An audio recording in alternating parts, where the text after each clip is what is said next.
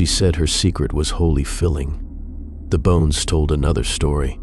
In 1892, Clara Johnson, a quiet widow in Graysville, Tennessee, became famous for her pies. But what no one knew, her holy filling wasn't just a secret ingredient. It was made from the preachers who once controlled the town. These revered men, the so-called pillars of virtue, were being consumed one by one. No one could understand why they'd vanished, but Clara had a plan that would reduce these men to nothing more than food. What seemed like a simple widow serving pie was something far more sinister than anyone could ever imagine. Clara Johnson arrived in Graysville, Tennessee, like a ghost, quiet, unnoticed, and with only a small diner to her name. She didn't speak much about her past, nor did she need to. The townsfolk didn't ask, assuming she was just another grieving widow trying to make a new start. They couldn't have been more wrong. Her diner was small, almost hidden behind the old oaks lining Main Street, yet within weeks it became the town's most popular spot. It wasn't long before the preachers, those holy men who ran the town with an iron fist, started to come by. They'd sit in her diner, drink their coffee, and eat her pies. They spoke of the Lord, their sermons, and their endless acts of charity. To most, they were figures of trust, standing as moral pillars in the community, but Clara saw them differently. To her, the preachers were the epitome of everything wrong with Graysville. They were the other, men who had been elevated far beyond what was justifiable. These men didn't preach the word of God, they controlled lives. Clara knew that, perhaps better than anyone. After all, it was their kind that had destroyed her father. He had been a preacher too, once respected by the community, until one false accusation sent him spiraling into ruin. She never forgot the looks on their faces as they condemned him. She never forgot the way the town turned its back on her family, all because the preachers had made it so. Her father had been wronged, and Clara knew who was responsible. The town may have forgotten her father's name, but Clara would not forget the faces of those who turned him into a broken man. The preachers, each one, a pillar of power in Graysville, were nothing more than men with too much control and too many secrets, and Clara had come to collect. But for now, she bided her time. She was the perfect widow. She had perfected the art of hiding her true intentions behind a kind smile, her gentle demeanor, and the promise of the best pie anyone had ever tasted. At first, the preachers thought little of her. She was just another lonely woman with a sad story to tell. But Clara's Pisto's simple, delicious creations began to draw them in. They came back day after day, each time more eager to sample her latest offerings. Clara, playing the part of the grieving widow, listened to their sermons, laughed at their jokes, and served them the pies they came to crave. But as Clara served the preachers, she began to study them. She learned their habits, their weaknesses, their sins. She knew which ones had a taste for the finer things, which ones were secret drinkers, which ones took pleasure in power over the townspeople. But above all, Clara learned one thing that no one else had ever thought about before. The preachers weren't invincible. They were men, just like her father had been. They could be brought down just as easily as they had built themselves up. But Clara didn't just want to take them down. She didn't want to expose them or ruin their reputations. No, Clara's plan was far more twisted. She wasn't just going to erase them from the town's memory, she was going to erase them from history itself. The preachers would be forgotten. They would be consumed, literally. What no one knew, what no one could possibly suspect, was that Clara's pies weren't just made with fruit and spice. No, they were made with something much darker, far more sinister. It was the holy filling she had perfected, a secret she swore no one would ever learn. The filling wasn't some exotic fruit or rare spice. Clara's secret ingredient was the flesh of the preachers themselves. The men who thought they could control her, who thought they could crush people like her father. Clara was turning them into something else entirely. She was reducing them to meat, to food, to something that could be consumed. The first preacher went missing on a stormy night. The town noticed, of course. They searched high and low, even calling on the sheriff to investigate. But Clara, she didn't bat an eye. She simply served her pies, and as the town's suspicions grew, Clara's secret recipe remained just that, a secret. No one connected the preacher's disappearance with the widow who made the most delicious pies in town, but what Clara didn't realize was that there was one person who wasn't so easily fooled. Sheriff John Mitchell had been watching her for weeks, had noticed the strange smells that came from her diner at odd hours of the night, had heard the whispers about her pies, how everyone who ate them became obsessed, almost addicted, had even heard rumors about the men who had disappeared, the ones no one talked about anymore. Sheriff Mitchell didn't know the whole truth yet, but he was starting to put the pieces together. What he didn't know was that Clara's web of lies and manipulation was far more complex than he could imagine. She wasn't just serving pièce, she was serving revenge. And every time a preacher disappeared, the town grew closer to unraveling the truth. But it wasn't just the preachers who were being erased, it was their very legacy. The sheriff was getting too close, but Clara wasn't done yet. She was just warming up, and soon the town would learn the real secret of Clara Johnson's pies. The sheriff wasn't the only one who was starting to catch on. Clara was about to make her next move, and this time, it wouldn't just be one preacher gone. The town would begin to unravel, and Clara would watch from the shadows as the chaos she had begun took root. Graysville was a town where the preachers didn't just lead, they owned. They controlled every aspect of life. From the pulpit to the courthouse, these men were the law, their words were gospel, and their power was unchallenged. The townspeople revered them, blindly obeyed their every command, and, in return, lived under the illusion that their lives were guided by divine hands. It wasn't just their sermons that dictated the town's course, it was their influence. The preachers decided who would marry whom, who would prosper, and who would be left to rot in the shadows. The town's economy, its culture, its very heart was shaped by these men, and as long as they were in control, nothing would ever change. Clara Johnson, the widow with the strange allure and peculiar pies, wasn't like the others. She wasn't impressed by their sermons or their promises of salvation. To her, they were just men who hid behind the fade of righteousness while using their power to manipulate and control. She had seen it all before. Her own father had been a preacher, a good man who had preached about justice and compassion, but the preachers in Graysville had torn him apart, accused him of a crime he didn't commit, and cast him out like a pariah. The town had turned its back on him, and when her father died, Clara's hatred for the preachers grew like a cancer, festering deep within her soul. She had never forgiven them. Clara didn't care about their sermons or their promises of salvation. She cared about something far more important: revenge. And the preachers in Graysville were going to pay. It started innocently enough. Clara opened her diner, serving comfort food to anyone who walked through the door. The locals took to her quickly, charmed by her warm smile and the mysterious air about her. The preachers, of course, were the first to visit. They'd heard rumors about her pies, how they were unlike anything they had ever tasted. Some called them divine, others said they were a gift from heaven itself. To the preachers, Clara was a woman sent by God, one they could trust to feed them, to show them the respect they thought they deserved. They began to visit daily, ordering slice after slice of her pies. Clara played the part of the sweet, humble widow, listening to their rambling sermons, nodding in all the right places, all while plotting something much darker than anyone could imagine. Every preacher who walked through her door, every man who ate at her table, was one step closer to falling into her trap. She was waiting for the right moment to strike. It wasn't long before she started noticing something unsettling. The preachers, despite their promises of moral high ground, were flawed, terribly flawed. One of them, Pastor Thomas, who prided himself on his good works, had a dark secret. Clara had seen him sneaking away from the church late at night, meeting with local women in dark alleys. Another, Father James, had been known for his temper. He often slapped children who misbehaved during church services. Clara could see the cracks in the facade, the mask of purity slipping just beneath the surface. These men, these so-called leaders, weren't holy at all. They were hypocrites, liars, and abusers of their power, and Clara would be the one to expose them. The first preacher disappeared on a cold autumn evening. Pastor Thomas, the one with the dark secrets, was the first to vanish. One moment he was there, ordering a slice of her famous pie, and the next, he was gone. The sheriff was called. The townspeople searched the woods, the river, and the old cemetery for any sign of him, but there was no trace, no footprints, no blood. It was as though he had simply vanished into thin air. Clara played her part perfectly. She pretended to be concerned, offering condolences to the sheriff, listening intently to the townspeople's speculations. But beneath her calm exterior, there was something more. She knew what had happened. Pastor Thomas had crossed a line, and now he was paying the price. The sheriff, John Mitchell, was not a fool. He knew the preachers had a certain grip on the town, but he also knew something wasn't right about Pastor Thomas' disappearance. As the days passed and the search came up empty, the sheriff began to suspect that someone was hiding something. Clara, with her unshakable calm, was at the top of his list, but the town wasn't ready to believe it. The preachers were revered. After all, no one wanted to consider the possibility that one of their own might be behind the disappearances.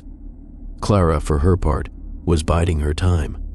She knew that Pastor Thomas wasn't the only one who had earned her wrath. Each of the preachers had their sins, their flaws, They had all wronged her family, wronged the town, and now they would all pay. What Clara didn't expect was the next preacher to disappear, Father James.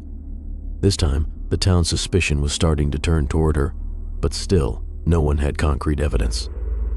The sheriff was still in the dark, and Clara still with that perfect smile kept feeding the town. The preachers had been reduced to mere pieces in her game, but no one could see it. They ate her pies oblivious to the fate that awaited them. Clara's plan was moving forward, methodically, perfectly. She knew the town wouldn't wake up until it was too late.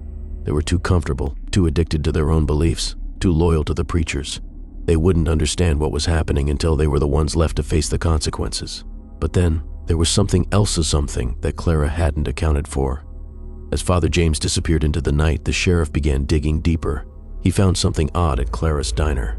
It wasn't just the smell of the pies, it was the way the meat looked. It wasn't like anything he had seen before. The pieces were too uniform, too perfect. And then, the bones. The bones told a story on that would unravel everything Clara had worked for. But the bones would be the key to unlocking Clara's secret, and the sheriff was about to uncover a truth darker than anyone could have imagined. It was a brisk October morning when Pastor Thomas vanished. The town had just begun to wake, the early sun casting a golden glow on the mist-covered streets of Graysville. Clara's diner was already bustling, as it always was. The preachers had come to rely on her pies, and today, Pastor Thomas was no exception. Had arrived early, just before the town had fully stirred, asking for his usual slice of her holy filling, that mysterious concoction no one could quite figure out. Clara smiled as she served him, watching him devour the pie with an almost feverish hunger. She knew what it meant. The town's most powerful man was already slipping into her web. But she also knew it would take more than one pie to erase him. He had to be the first to disappear. It had been her plan all along. When Pastor Thomas left the diner, he was in high spirits, waving at the few early risers who were already on their way to the church. He didn't know it yet, but his life was about to come to a brutal end. Clara had been planning this moment for months, carefully preparing each step, calculating each move. The pie wasn't just food, it was his undoing. Clara watched him walk away, but before he turned the corner, she turned back to her kitchen, her fingers shaking just slightly as she wiped them on her apron. The town had no idea what was about to happen. Clara had waited too long for this. The town didn't start looking for him until the afternoon. Sheriff Mitchell, a seasoned investigator, was the first to notice something was off. Pastor Thomas had been missing all day. His house was empty. His horse was still tied at the stables. The sheriff's concern deepened as hours passed, and there was no sign of him. The town had searched the usual spots, the forest, the riverbank, the old mill, but there was no trace. Clara, though, remained unbothered. The sheriff had no reason to connect her to the disappearance, but she had a feeling he was starting to grow suspicious. She wasn't worried, not yet. After all, this wasn't just about eliminating the preachers. This was about sending a message. The town needed to know that someone could rise above their control, that there was a price to be paid for the power they wielded so carelessly. The following morning, the search parties continued, growing larger as the days wore on. Clara's diner remained open, the same as it had been every day, with the same comforting aroma filling the air. Her pies were still on the menu, still adored by everyone who tasted them. But as more time passed, the sheriff's focus began to shift toward Clara's diner. It was subtle at first, almost imperceptible, but Clara could feel it. The sheriff was beginning to look at her differently, his eyes lingering a little too long when he came in for his breakfast. Clara kept her cool. She always did. She played the role of the innocent widow to perfection, never raising suspicion. Her smile was always welcoming, her pies always perfect. But Clara wasn't naive. She knew the sheriff was close. He was beginning to see the cracks in the town's idyllic facade, and she wasn't sure how much longer she could keep him at bay. By the third day, the disappearance of Pastor Thomas had become the talk of the town. There were rumors, of course. Some said he had left on a secret mission. Others whispered that he had run off with a woman, but none of them believed. He could have simply vanished. Not like that. The sheriff's questioning grew more pointed. His eyes lingered longer on Clara's pies. He began asking about the people who had last seen Pastor Thomas. His question came at a time when Clara had just placed another pie on the Countera fresh batch, the crust golden and crisp, the filling rich and inviting. She looked up to see the sheriff watching her, his expression unreadable. "Clara, you've been the last to see a lot of the men around here," the sheriff said, his voice low, almost too casual. "Ever notice anything strange? Any of them acting out of character?" Clara didn't flinch. She had expected this. She had prepared for it. The sheriff was getting too close, but she wasn't about to let him see her sweat. She smiled at him and wiped her hands on her apron. "Sheriff, you know how it is around here. These men are full of talk, but no action.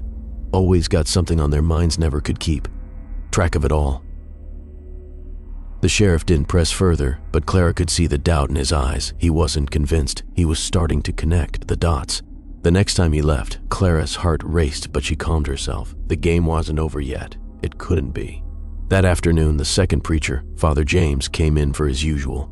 He was jovial, even a little too cheery, as he sat at his usual seat by the window. He ordered a slice of pie, complimenting Clara on how it seemed to get better with every passing day. He didn't know it, but his fate was already sealed. Clara's mind was already turning the wheels of vengeance. As Father James ate his slice, his eyes darted nervously toward the sheriff's office down the street. Clara noticed.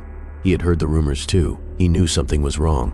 She could see the unease in his posture, the way his fingers drummed on the table. But it didn't matter. He was going to be just like the rest of them, another man who would fall under her hand. Clara stood at the counter, her hands gripped tightly around the edge, as Father James continued to eat. Her eyes were locked on him. She had to make her move soon. But then something unexpected happened. Father James suddenly stood up, muttering something under his breath, and stumbled toward the door. Clara's heart sank. Had he figured it out? Was he planning to leave town? She couldn't let that happen out yet. She walked quickly to the door and locked it behind him, the sound of the latch clicking shut echoed through the empty room. Father James turned in shock. "What are you?" But Clara didn't give him a chance to speak. She lunged at him, knocking him to the ground with all the fury that had been building in her for years. She was on top of him before he could even fight back, her hands gripping his throat. For a moment, time seemed to stretch, every second feeling like an eternity as she looked down into his terrified eyes. Then nothing. The town would never know what happened to Father James. The second preacher was gone, his body reduced to just another piece in Clara's twisted game. But the sheriff wasn't done yet. He was already getting closer to the truth. He could feel Ith, could sense it in the air. The town was slowly starting to wake up. As Clara took another breath, she knew one thing: the sheriff was getting closer to the truth, and the final preacher wouldn't be far behind. But who would get to him first? By the time Father James had disappeared, Clara had become more brazen. Her once quiet confidence was now a storm, rolling through Graysville and leaving nothing untouched. The townspeople were oblivious to the truth, lulled into a false sense of security by the woman who seemed so innocent, so harmless. They adored her pies. They swore they could taste the divine in every bite. Little did they know they were devouring something far more sinister than they could ever imagine. Clara's pies had become a symbol of comfort for the town. The aroma filled the air, tempting everyone who walked by to come inside and indulge. She didn't just bake, she made people believe in her. And they did wholeheartedly. The preachers, who had once ruled the town with their heavy-handed justice, now couldn't get enough of her food. They came every day, their mouths watering for more of her holy filling, the secret ingredient that made her pies so irresistible. To them, Clara was a gift from God, someone who gave without asking for anything in return. They were blind to the reality. With each slice, they were becoming less human, less significant. The pies were her weapon, and the preachers, once symbols of power and righteousness, were now nothing more than fodder for her twisted revenge. But it wasn't just the preachers who had fallen under Clara's spell. The entire town was hooked. People came in droves, unable to resist the allure of her cooking. They claimed it healed their souls, made them feel closer to something greater. They were addicted to her pies, just as Clara had planned. With every person who walked through the door, she saw them for what they truly were: mindless consumers of power, too weak to see the chains that bound them. Clara had turned the preachers into something else, something more useful. They were no longer the voice of the town's moral authority. They were ingredients in her plan. The holy filling was no longer just a phrase, it was an accusation. It was a mockery of everything they had stood for. And as each preacher vanished, their bones would be ground down and mixed with the rest, slowly consumed by the very people who had once bowed before them. As Clara sliced into a new batch of meat to prepare the next pie, a small sense of satisfaction curled in her chest. She knew what she had to do. She was close to finishing what she had started. But there was one last preacher left, the biggest threat to her plan. He was the one she had saved for last, Reverend Marshall, the man who had nearly driven her father to the brink of madness. He was the final piece, the one who had wielded power over her family and watched as they were torn apart. And Clara wasn't going to let him slip through her fingers. But as she prepared for the final preacher's inevitable disappearance, something unexpected happened. Clara had always been in control, always 2 steps ahead. But Reverend Marshall wasn't like the others. He was sharp, He was calculating. And worst of all, he was beginning to ask the right questions.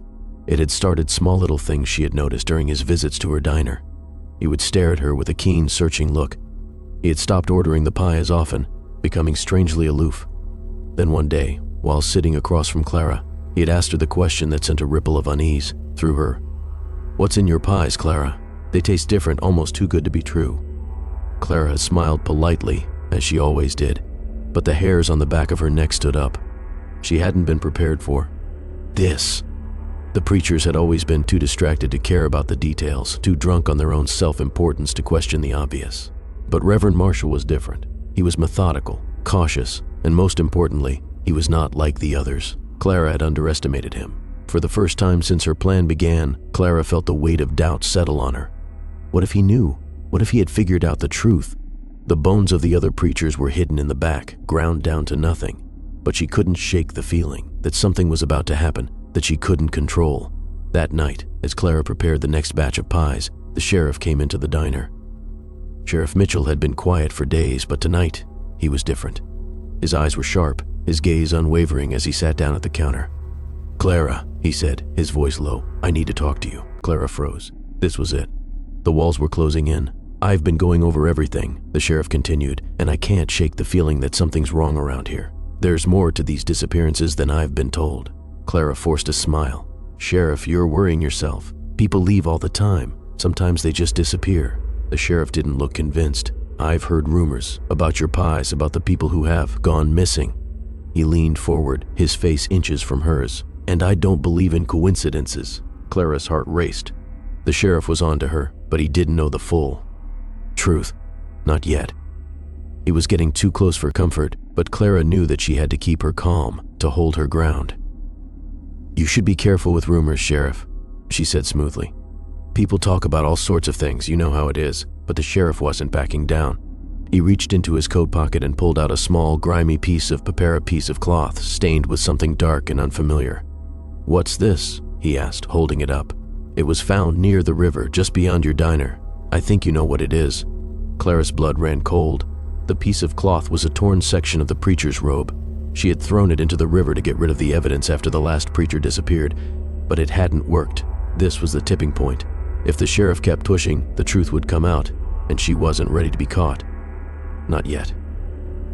"Sheriff," Clara said, her voice trembling just slightly, "I'm not sure what you think you're seeing, but I'm not guilty of anything." But the sheriff wasn't listening. He stood up abruptly, the piece of cloth still in his hand. "He'll be back tomorrow. We'll see who's lying when I get the whole story." As Clara watched him leave, her mind raced. She couldn't let this happen. The sheriff was getting too close, and if he kept investigating, he might uncover more than she was ready to reveal. She had to move quickly. Reverend Marshall was next, and if she acted fast, she might just have enough time to finish what she started before the sheriff could stop her. But Clara had underestimated Reverend Marshall. He was more dangerous than she thought, and the truth was finally coming for her. Could she eliminate him before the sheriff uncovered everything? The air in Graysville had shifted, and Clara could feel it. The townspeople had started whispering more frequently when they thought she wasn't listening. Even the preachers, who once came in with full stomachs and easy smiles, now appeared more wary as they stepped through her door. They didn't yet know the truth, but Clara could see the unease growing in their eyes. It wasn't just the sheriff's growing suspicion. It was something deeper, something Clara had never anticipated. Fear. Father James had been the second preacher to disappear. His absence didn't rattle the town the way Pastor Thomas had, but it set the stage for the unraveling of Clara's plan. The whispers started when his wife, a prominent figure in the town's social scene, arrived at the diner searching for him. She asked, her voice trembling, if anyone had seen her husband. Clara, her face a perfect mask of innocence, offered sympathy, but in her mind, she was already one step ahead. Father James had been the second preacher she needed to eliminate, but his wife was proving to be a far more dangerous variable than she had counted on. Clara had always thought she could control the situation, manipulate the town into believing the preachers had simply gone off and left their lives behind. But Clara had underestimated the sheer strength of the town's ties. The preachers weren't just figures of power, they were also family, and the people of Graysville didn't forget those bonds easily. Father James had always been a man of contradictions. He preached about mercy but was known to have a sharp tongue and a hand raised to any child who dared misbehave in his presence. He believed his authority was absolute. To Clara, He represented everything wrong with the church and the way the town had put these men on pedestals. His disappearance, however, raised the stakes. Not only had the sheriff intensified his investigation, but the people closest to Father James were starting to connect the dots, and one of them was his wife, Agnes. Clara had been watching Agnes for days ever since Father James had gone missing. Agnes had started visiting the diner regularly, ordering pie after pie, each time asking if anyone had seen her husband. The desperate, pleading look in her eyes had begun to weigh on Clara, but Clara wasn't a fool. She knew what she was doing, and Agnes wasn't about to ruin everything now. Still, Clara couldn't ignore the nagging feeling that Agnes was getting too close. Agnes was beginning to talk to people, asking questions in the shadows. She was determined to find the truth, but Clara was determined to make sure she never would. Then came the moment Clara had been dreading. Agnes came to Clara's diner one evening, just as the sun was setting, casting long shadows through the window. She didn't come in for pie. Instead, she came in for answers. "Clara," Agnes said quietly, taking a seat across from her at the counter. "I know something's wrong. I've spoken to the sheriff, has been asking questions, and I think has getting closer." Clara's heart sank, but she didn't let it show. She kept her voice steady, her gaze fixed on Agnes' face. "I'm not sure what you mean," Clara said innocently. "It's just a rumor. People come and go all the time."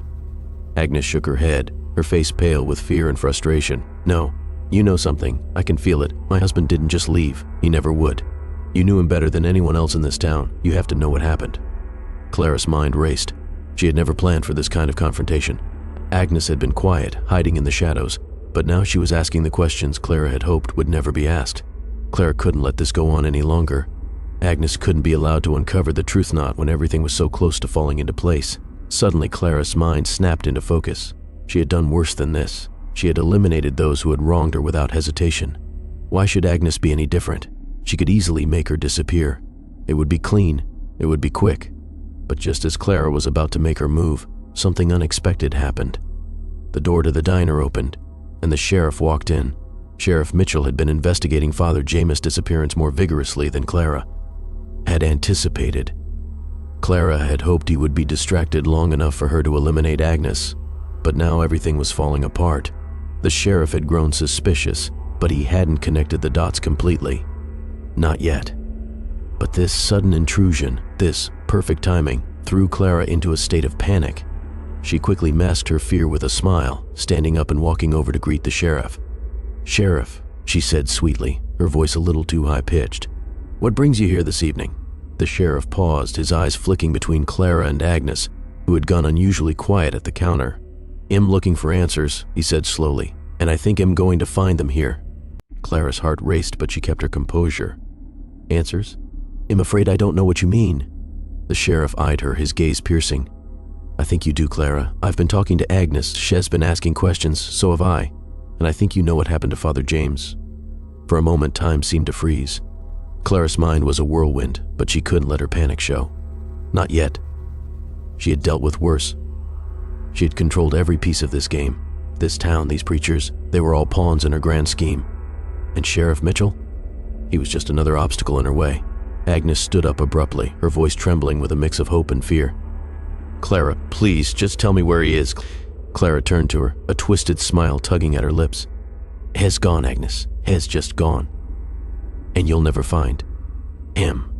The sheriff stepped forward, his hand resting on the side of his gun. "You'd better tell us everything, Clara, before things get worse for you." But Clara wasn't done yet. She had waited too long to let it slip now. She stepped back slowly, her voice low and menacing. "You think you know everything, Sheriff? You think you've found the truth? Well, you're wrong. It's too late for that. You're not ready to face what's coming." And just like that, it hit her this wasn't about the preachers anymore. This wasn't just about revenge. This was about power. Clara had made the town her own, and no one, not the sheriff, not Agnes, could stop her now. With one final look, Clara turned to leave the diner, knowing exactly what needed to be done next. But Clara's game wasn't over. The sheriff was closing in, and the truth was about to come out one way or another. Could she make it out in time, or had she finally pushed too far? The air in Graysville felt different now, heavier. The town buzzed with whispers, the disappearance of Father James casting a long, dark shadow over the streets. People were beginning to ask too many questions, and that was never good news for Clara. The sheriff had been getting closer, sniffing around her diner, asking questions. His eyes no longer lingered on the pies, they lingered on Clara herself. She had done everything she could to keep him distracted, but the sheriff was a dog with a bone. The more he sniffed, the closer he came to realizing what she had done, what she had been doing for months, and Clara wasn't ready for her game to end. Not yet. Sheriff Mitchell had always been the type of man who saw through the layers of deception. He wasn't easily fooled, not like the rest of the townspeople who had blindly eaten her pies without ever questioning where they came from. He had already started piecing things together: the preachers, the missing men, the strange unnatural smells that lingered around Clara's kitchen. He had been watching her too closely for her to hide the truth much longer, but what he didn't know, what he hadn't yet discovered, was the full extent of her plan. How far it had gone, how deeply she had poisoned the town, not just with her pies, but with the idea of her power. Clara had turned the tables on them, making them all complicit in her twisted game. They ate her pies, they devoured the preachers, they consumed what was left of their once mighty power. The sheriff, though, was a different kind of problem. He wasn't just investigating the disappearances, he was looking for patterns, following threads that could lead him to the heart of her operation. Clara knew he was close. She could feel it. The sheriff was getting too smart, and that made him dangerous. Clara's nerves were on edge, her thoughts racing as she cleaned up the diner after another busy afternoon. She had been serving the usual crowd, the same faces who couldn't seem to get enough of her pies, but it was becoming harder to hide the truth. Even the sheriff could see it. Now, something wasn't right. Something had been wrong from the very beginning. As the last customer left and the sun began to set, casting an eerie glow over the diner, Clara heard the faintest sound creak of the front door opening. She turned, and there he was, Sheriff Mitchell. He walked in, his boots heavy on the wooden floor as he stepped up to the counter. His eyes locked with hers. Clara felt the weight of them, the scrutiny, the unspoken accusations. "I've been doing some thinking, Clara," the sheriff said, his voice low but firm. "I've been looking into the disappearances, the strange things happening around here, the pies. It's all too much of a coincidence." Clara stood frozen, her hands trembling slightly as she wiped them on a rag. She forced a smile, trying to keep her voice steady. "I don't know what you mean, Sheriff. People come and go. You know how it is." Sheriff Mitchell didn't buy it. His gaze never wavered.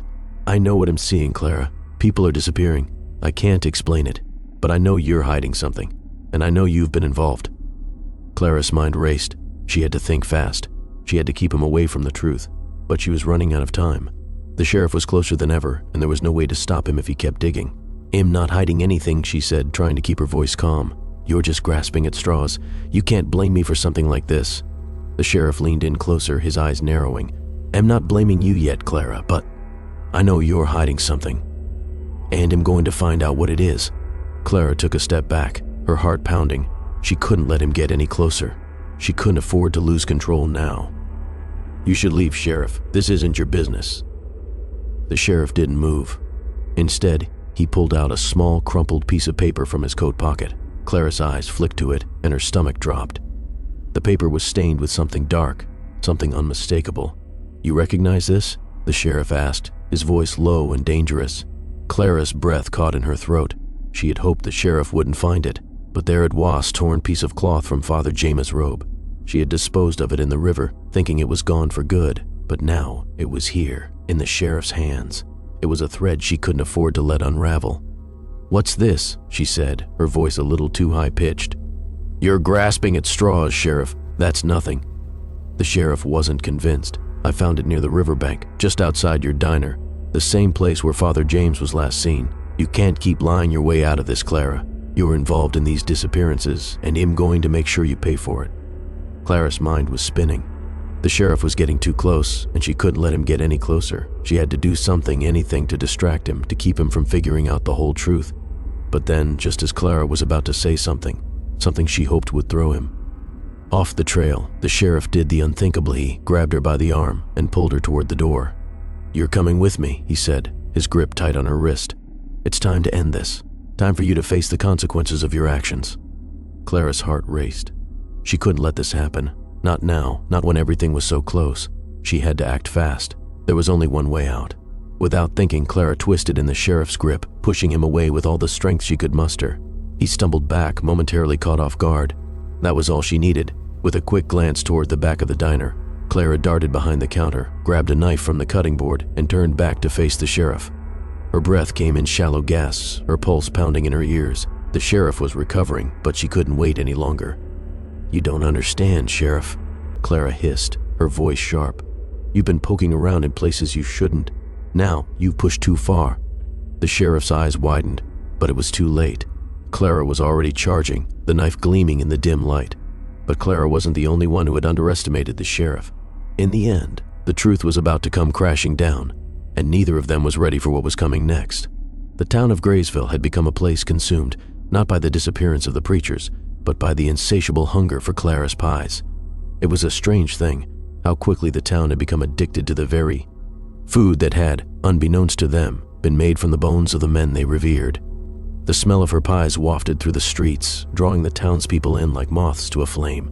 They came in droves, mothers, fathers, children, even the sheriff himself unable to resist the allure of Clara's cooking. The irony, Clara mused as she baked in her kitchen, was almost too much to bear. The same people who had once bowed to the preachers, the same people who had worshipped them like gods, were now consuming them piece by piece. The pies had become more than just food. They were a symbol, a testament to her power, her revenge, and every bite the townspeople took was another piece of their complicity in her dark game. But as the town's obsession grew, so did the tension. Clara could feel it in the air, the questions that had been simmering, the subtle shifts in behavior. People were starting to ask more questions, to look at her with a kind of suspicion. The sheriff, though still quiet, had been watching her more closely, his gaze lingering longer than it ever had before. And Agnes, Father Jameis' wife, was still out there, desperately searching for her missing husband. Clara had expected that, of course, but now the sheriff's investigation was becoming more focused, and he was starting to connect the dots. Clara knew it was only a matter of time before the entire town would realize what she had done. She had become the town's hidden terror, the quiet widow who had pulled the wool over their eyes, feeding them a lie in the form of her holy filling. The more Clara watched the townspeople devour her pies, the more she realized how deep the deception ran. The people of Graysville were so desperate to hold on to their belief in the preacher's goodness, their righteousness, that they couldn't see how easily they had been led astray. They were blind, intoxicated by their own need for comfort, for something to believe in. And Clara? She had used that to her advantage, turning their complacency into a weapon. The preachers had been the ones who dehumanized the people, who made them feel small, insignificant. But Clara had turned the tables. She had turned them into the other. She had turned them into meat. But there was a dangerous part of Clara's plan that she hadn't accounted for. The townspeople weren't just mindless consumers. They were beginning to notice. They were starting to ask why the preachers were missing, and Clara's control over them was beginning to slip. She couldn't let that happen. Not now. It started with a small group of women, all regulars at the diner, who began whispering among themselves. They were talking about the pie show good they were, how addictive. One woman, Mary, dared to ask the question that no one else had yet thought to voice aloud. "What's in these pies, Clara?" At first, Clara thought it was just another casual remark, but then Mary asked it again, louder, more insistently, and suddenly, others were talking, murmuring behind their hands, eyeing Clara with suspicion. Clara couldn't hide the growing unease in her chest. She had kept the secret hidden for so long, too long. In fact, and now, it was starting to unravel. If they figured out what she had done, if they discovered the truth about the preachers and their holy filling, everything she had worked for would be lost. The power she had over them, the control she had so carefully crafted, would evaporate in an instant. She had to act quickly. She couldn't let them get any closer.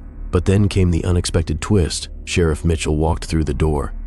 Clara had expected him, of course. He had been quietly digging into the disappearances for weeks, and Clara knew he wouldn't be satisfied until he uncovered the truth. But the sheriff was different now. His posture was stiffer, his eyes were colder, and there was something elsy glint in his gaze that Clara hadn't seen before. "Clara," the sheriff said, his voice low but firm, "we need to talk." Clara swallowed, her throat dry. She knew this moment was coming, but it didn't make it any easier. "Sheriff, I've already told you there's nothing for you to find here, just a little town and some missing men." The sheriff didn't respond immediately. Instead, he stepped closer to the counter, his eyes scanning the room. "I've been looking into the disappearances, Clara," he said slowly, "and I've found something I think you should see." Clara felt a cold sweat break out on her forehead. Her heart began to pound in her chest. The sheriff was closer than ever. He had found something. He was piecing the puzzle together, and she knew it wouldn't be long before he would have the final piece. He reached into his coat pocket and pulled out a small stained piece of cloth. Clara's blood ran cold. She recognized it immediately, Father Jameis' robe. It had been torn in the struggle before she had disposed of him. It had been the one piece of evidence she hadn't been able to get rid of. "Where did you find this?" Clara asked, her voice strained. The sheriff didn't answer right away. Instead, he placed the piece of cloth on the counter in front of her, watching her carefully, his eyes narrowing. "I found it by the river, just like the others. You know, Clara, I've been investigating these disappearances for a long time, and I'm starting to realize something. These men didn't just vanish, they were taken, and I think I know who's behind it." Clara's mind raced. She couldn't let the sheriff keep going. She had to stop him. She had to act now before the truth came spilling out. The sheriff was too close. He had already started to connect the dots, and if he kept looking, he would find more. "What are you going to do with that?" Clara asked, her voice trembling ever so slightly. "I'm going to finish what I started," the sheriff said, his voice firm. "I'm going to make sure everyone knows the truth." Clara stood frozen, her hand gripping the counter so tightly that her knuckles turned white. The truth was about to come out. She could feel it in her bones. The power she had over the town was slipping through her fingers. In that moment, Clara realized something chilling. The sheriff wasn't the only one getting too close. The townspeople were starting to wake up. They were asking questions. They were getting suspicious. And Clara? She was running out of time. Clara knew she couldn't keep this up much longer. The sheriff was one step away from exposing everything, and the town was finally beginning to see the truth. Would she be able to silence them all before the truth came crashing down? Clara's heart was racing. The sheriff had the evidence. The townspeople were whispering behind her back. Her grip on the town, on the people she had controlled with nothing but pies and secrets, was slipping. And worse, Reverend Marshall, the last preacher she needed to eliminate, was growing more suspicious. She could feel the pressure mounting. Her plan was teetering on the edge of collapse, and Clara knew that if she didn't act fast, everything would fall apart. Reverend Marshall had always been the sharpest of the preachers, the one with the most authority. He had been the first to question the growing power of the preachers over the town. His sermons were louder, more forceful. He had always been the one who kept the others in check, the one who preached about justice, mercy, and moral righteousness. To Clara, he represented everything that had once broken her family, everything that had cost her father his reputation and his life. She had planned for this. He was always supposed to be the last, the most dangerous, the hardest to take down. She had no choice but to move quickly now before he could expose her. But things weren't going according to plan. Reverend Marshall had been watching her too closely, asking questions, coming into the diner with a sharpness in his eyes that unsettled Clara. She had been expecting him tonight. Clara knew he would come to her diner, and she knew it was time to finish what she had started. As the evening began, the familiar hum of the diner filled the air.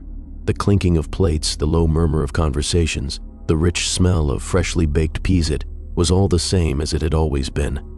But Clara couldn't shake the feeling that this night was different. It wasn't the same. Not anymore. She stood behind the counter preparing a fresh batch of pies, but her thoughts were elsewhere. She could feel her heartbeat thudding in her chest. The doorbell jingled, and she looked up to see Reverend Marshall step into the diner, his tall frame filling the doorway. His eyes immediately locked with hers. "I thought I might find you here, Clara," he said, his voice calm but carrying a sharp edge. Clara forced a smile. "Of course, Reverend, you're always welcome." He didn't sit. Instead, he remained standing, his eyes scanning the diner with a look that felt almost like a challenge. "I've been thinking a lot about our town lately," he said, taking a slow step forward. "And I've been thinking a lot about you." Clara's stomach tightened. She had prepared for this moment, but it still felt like a trap. She kept her hands steady, knowing she had to control the conversation. "I'm flattered, Reverend," she said smoothly, her voice hiding the tightness she felt inside. "What about me?" "You're too kind," he said, his gaze unwavering.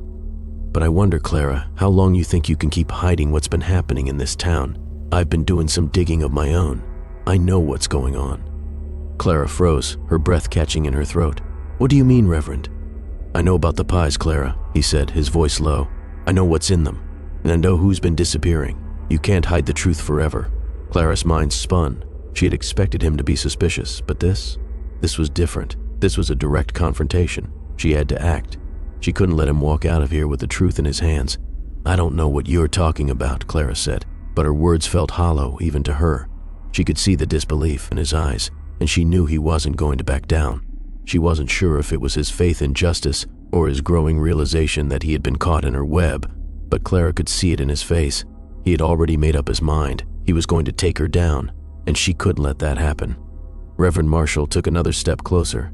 "I won't let you get away with this, Clara. The town deserves to know what you've done. You think you've been clever, but it's all falling apart. The truth is coming for you." Clara's pulse was pounding in her ears.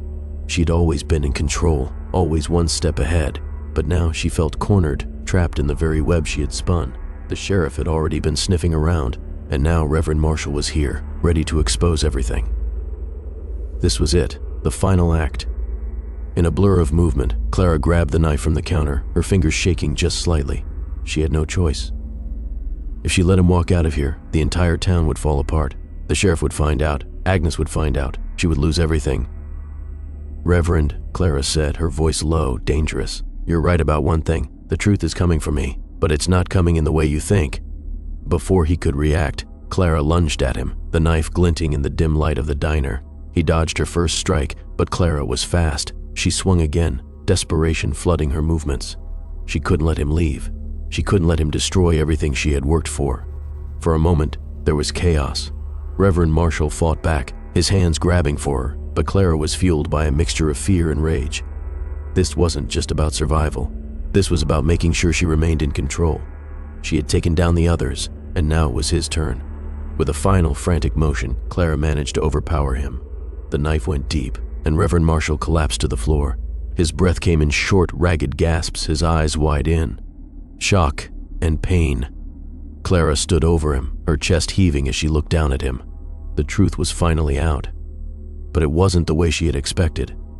Clara took a deep breath and wiped the blood from her hands, her mind racing.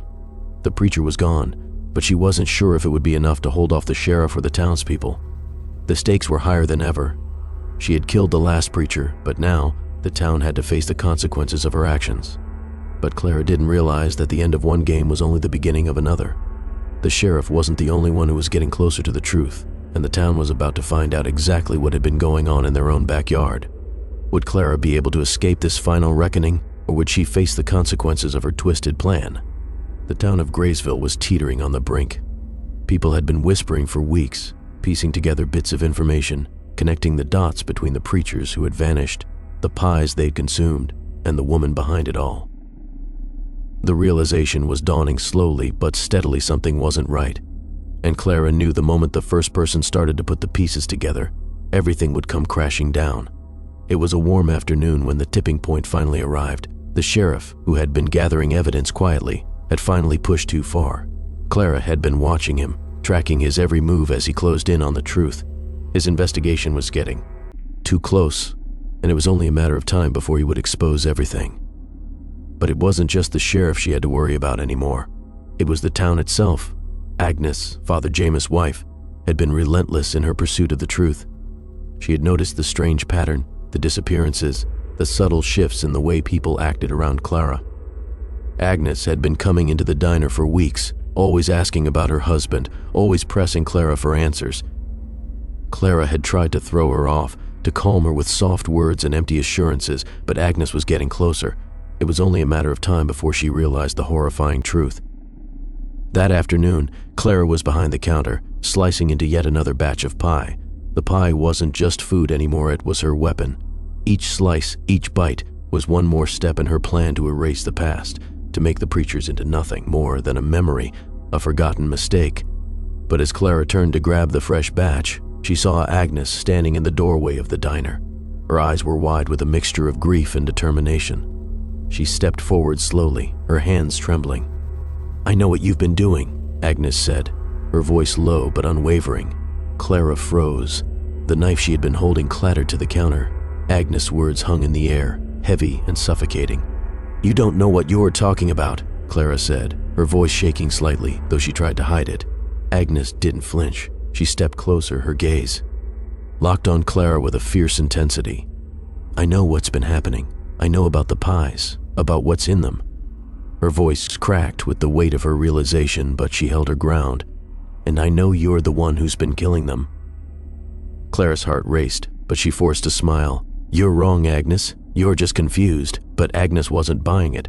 Her voice grew louder, filled with the raw pain of a wife who had lost everything. I've been watching you. I've been asking questions, and I know what's happened to the others. You think you've gotten away with it, but you haven't." Clara took a step back, her breath quickening. "I don't know what you think you know, but you're wrong." She glanced toward the door, her mind scrambling for an escape, but Agnes wasn't done. She stepped closer, her voice gaining strength with each word. "I know the truth, Clara, and I'm going to make sure everyone else does too. You've destroyed our lives. You've killed our husbands, and you think you're going to get away with it? Not anymore." Clara's mind raced. She couldn't let Agnes leave. She couldn't let her go back to the sheriff or tell the town what she had uncovered. She had to act quickly, but as Clara stepped toward her, the door to the diner opened again. The sheriff walked in. His expression was grim, his eyes locking onto Clara. He had been listening the entire time. He had heard everything. The room seemed to close in around Clara. She was trapped, surrounded by two people who knew the truth, two people who now had the power to bring her entire scheme to an end. "You're right, Agnes," the sheriff said, his voice cutting through the tension. "Clara, it's over. You can't keep hiding the truth anymore." Clara's heart sank as the reality of the situation hit her. She had lost control. The truth was finally coming out, and there was no way to stop it. She backed up, reaching for the knife on the counter, but Agnes stepped in front of her, blocking her way. "Don't try it, Clara," she warned, her voice steady despite the fear in her eyes. "It's over." The sheriff moved closer, his eyes never leaving Clara.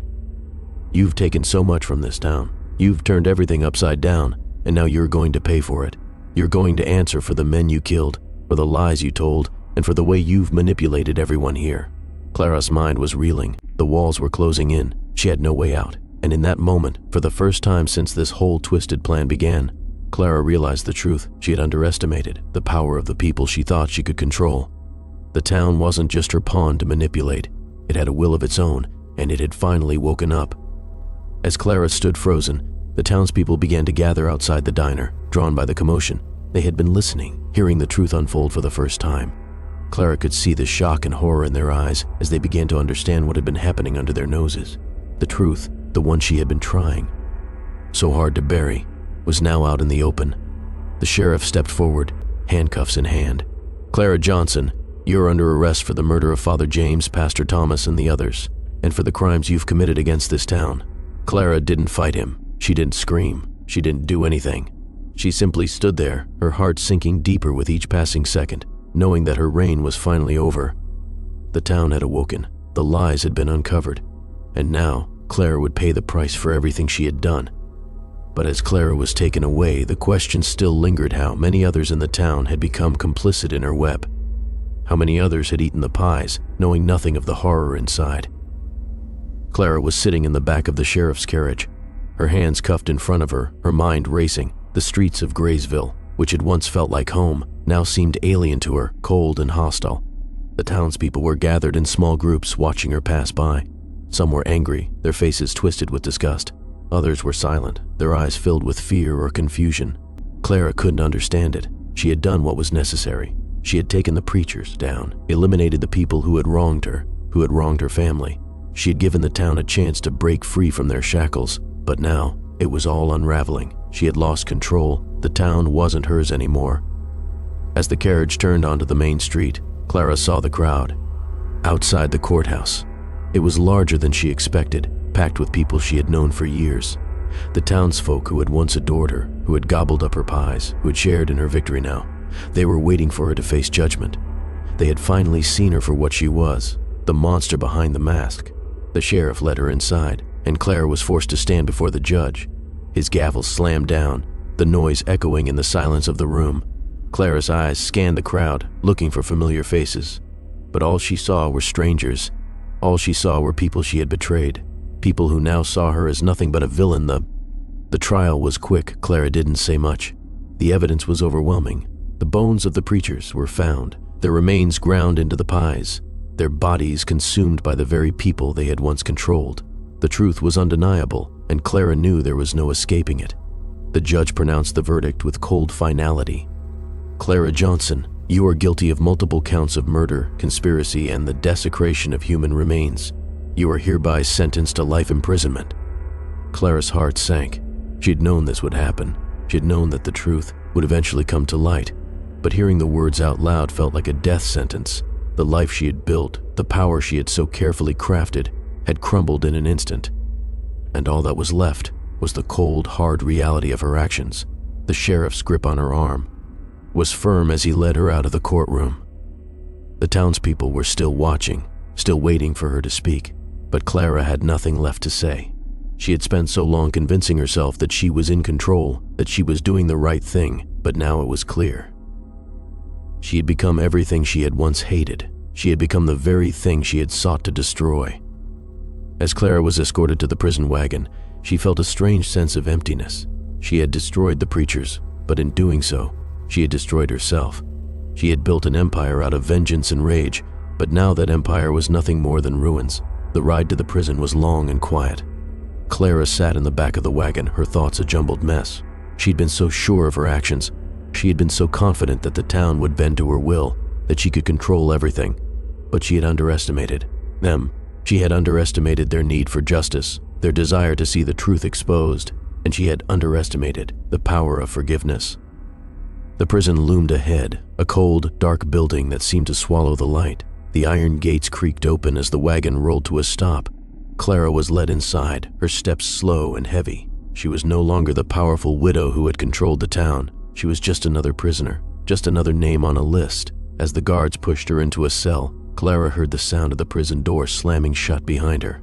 The cold, unforgiving walls surrounded her, and for the first time in a long while, Clara felt small. She had spent so long seeking revenge, so long trying to make the preachers and the town pay for the wrongs they had done to her. But now, she realized that no amount of vengeance could fill the emptiness inside her. Her thoughts drifted to the town, to the people she had once considered her friends. She had manipulated them, fed them lies, fed them the remains of the very men they had once worshipped. But they had seen through her. They had seen her for what she truly was, a woman driven by rage, by a need for power, and by a thirst for control. And now they were free. Clara's eyes drifted to the small window in her cell. Through the bars, she could see the sky, the faint light of the setting sun casting long shadows over the town. For the first time in a long time, Clara felt a sense of loss. She had taken everything from them, and in the process, she had lost herself. She had thought that taking the preachers down would give her peace. She had thought that by removing them, by turning them into food, into something to be consumed, she could rid herself of the pain, of the anger that had been festering inside her for so long. But all she had done was feed that pain, let it grow until it consumed her. Clara closed her eyes, her breath shaky as the weight of her actions pressed down on her. She had been the one to dehumanize the preachers, to reduce them to nothing but meat, but now she understood. In the end, she had dehumanized herself, and now the cost of that dehumanization was more than she could bear. Final payoff, the town of Graysville, once under Clara's control, had finally awakened. The truth was out, and the preachers she had killed on symbols of power were gone. But Clara, in her quest for vengeance, had destroyed more than just the men who wronged her. She had destroyed herself. The town had seen through her lies, and now she was just another prisoner in a cell, her empire reduced to nothing. The town had moved on, rebuilt from the ashes of her deception. They had forgiven what they could, forgotten the rest. But Clara was left to face the truth. Revenge hadn't given her peace. It had left her hollow, empty, and alone. The pies, the lies, the manipulation had all had a cost. And now, as she sat in her prison cell, Clara finally understood the only thing that could have saved her was forgiveness. But it was too late for that.